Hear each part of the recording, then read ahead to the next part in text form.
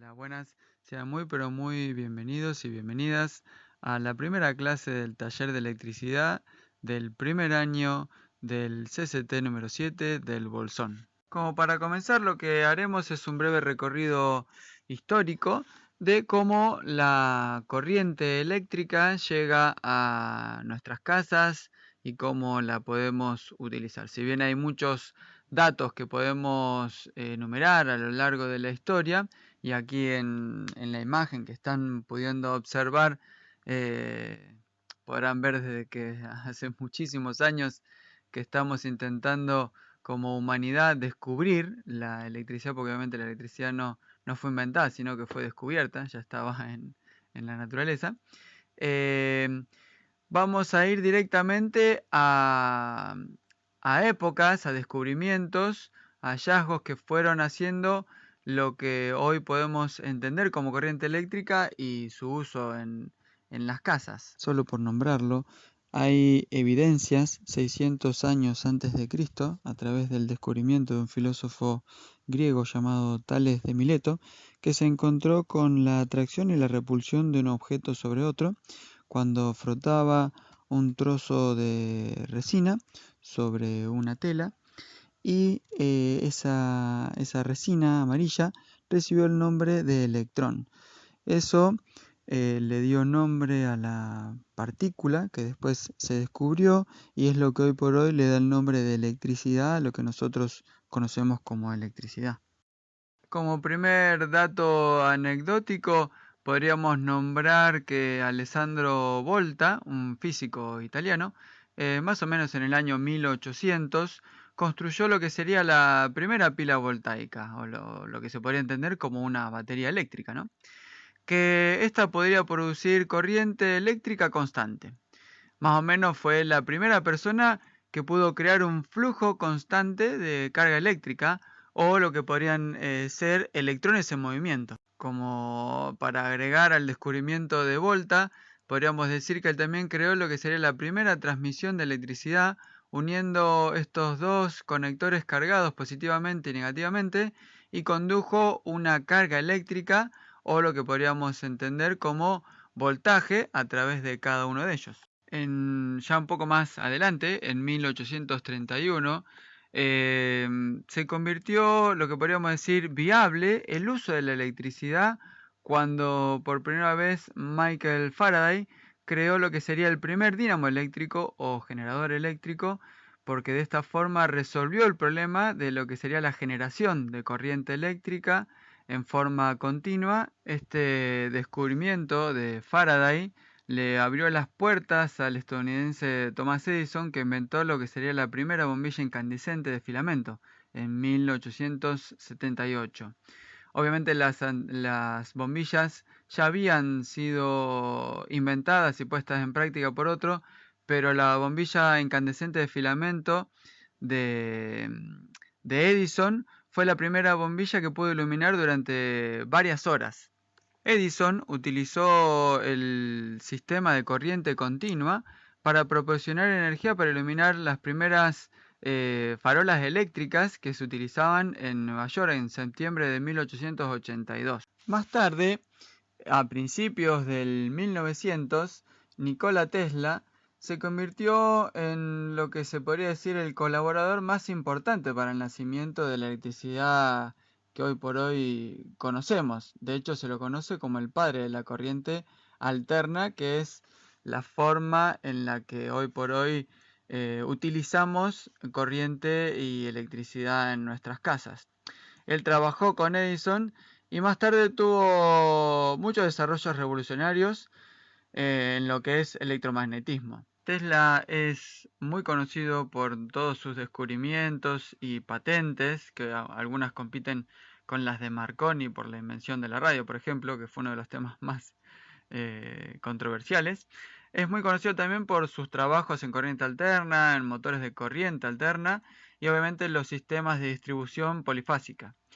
Más tarde, el empresario George Westinghouse compró y desarrolló el motor patentado por Tesla para lo que sería la generación de corriente alterna, pensando que en un futuro la electricidad pasaría por este tipo de corriente y de hecho así fue. Hoy en día toda la electricidad que llega generada a nuestras casas es corriente alterna. La disputa más conocida se dio entre los años 1880 y 1890 entre Edison y Tesla, ya que Edison quería distribuir energía continua, pero conducir este tipo de energía a gran escala requiere conductores enormes, muy grandes, y aún así su alcance es bastante limitado. Al final se impuso lo que sería la corriente alterna de Tesla, que a grandes rasgos es lo que utilizamos hoy en día nosotros en nuestros circuitos. Bueno, hasta aquí lo que sería la sección historia. Ahora vamos a dar comienzo a lo que sería propiamente dicho los temas que nos tocan. Y obviamente como para comenzar, tomaremos como puntapié inicial lo que serían los cables y sus características, conductores, canalizaciones y demás, como para ya comenzar a hablar de las instalaciones. En un primer momento, lo que vamos a ver es lo que sería el diámetro del cable y entender su definición. Cuando hablamos de diámetro de cable, estamos haciendo referencia a lo que sería la sección interna del cable, de lo que nosotros obviamente vemos por fuera, que es solo el recubrimiento.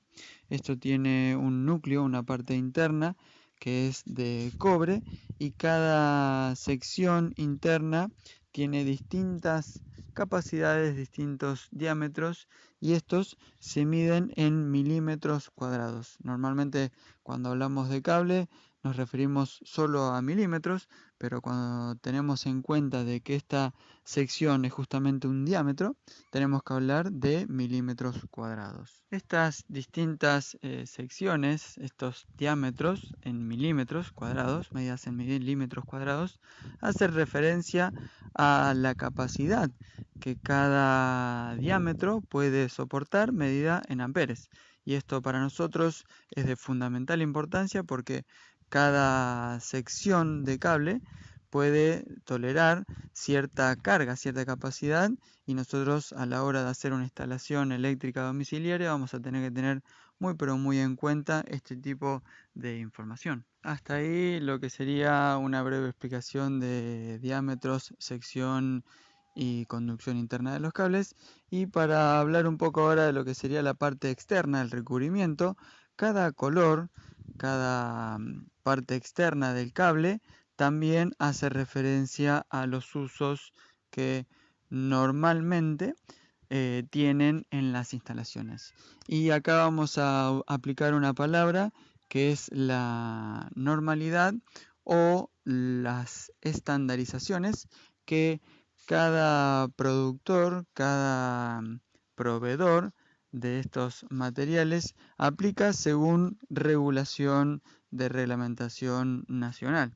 En cuanto a los colores, cada color tiene un uso recomendado, obviamente. Existe la posibilidad de no usarlo adecuadamente, pero las personas o los técnicos capacitados en la utilización de este tipo de materiales sabe que cada color también hace referencia a una utilización. Los colores, obviamente también al estar estandarizados, tienen este tipo de distribución según su utilización. Para lo que serían las fases o para el uso de fases se utiliza el rojo, el negro, el marrón, colores intensos. Obviamente nosotros en una instalación domiciliaria solo vamos a tener una fase, después eso lo veremos más adelante, y obviamente un neutro, que el neutro normalmente se le utiliza colores más claros, como el celeste, el blanco, y también tenemos lo que es una diferenciación muy pero muy clara entre estos dos grandes campos, que sería la fase y el neutro, que sería la parte de tierra o descarga a tierra, que se está bien diferenciado y es un color que combina colores, es verde y amarillo. Otro punto importante dentro de lo que nosotros aplicaríamos, utilizaríamos en las instalaciones, son los canalizadores. además de los cables, nosotros tenemos que tratar de hacer la instalación lo más segura posible y obviamente protegerlos de la corrosión y el desgaste. Entonces, para esto están los canalizadores, que también tienen medidas estandarizadas y normalizadas para poder utilizarlos y aplicarlos de la manera más adecuada. Cada canalización también tiene una medida interna en diámetro y obviamente soporta cierta cantidad de carga interna o viene estandarizado y normalizado para poder aplicar en distintas medidas de cables. Como para cerrar el temario de hoy, solo nombraremos que la utilización o la aplicación práctica de estos materiales que estuvimos nombrando recién dentro de una instalación domiciliaria sería cuando realizamos la instalación propiamente dicha, la acometida, que es la bajada de línea del tendido eléctrico hacia el interior del domicilio. Solo en este momento la estaremos nombrando y dejaremos un esquema descriptivo para poder desarrollarlo en clases futuras. Así que espero que les sea de utilidad este material que hemos podido ver hoy y que genere dudas, consultas y preguntas y nos prepare para los temas siguientes donde podremos desarrollar específicamente cada parte de la acometida, la instalación domiciliaria. Espero que les haya sido de utilidad esta información y que puedan verlo, disfrutarlo y poder ir entendiendo algunas cosas, grabando otras y poder dar el puntapié inicial a lo que va a ser los contenidos que vamos a ir desarrollando en distintas clases en este periodo de cuarentena, donde la idea es poder aprovechar este momento y aún así seguir entendiendo y aplicando conocimiento para la práctica. Muchísimas gracias y nos vemos en la próxima.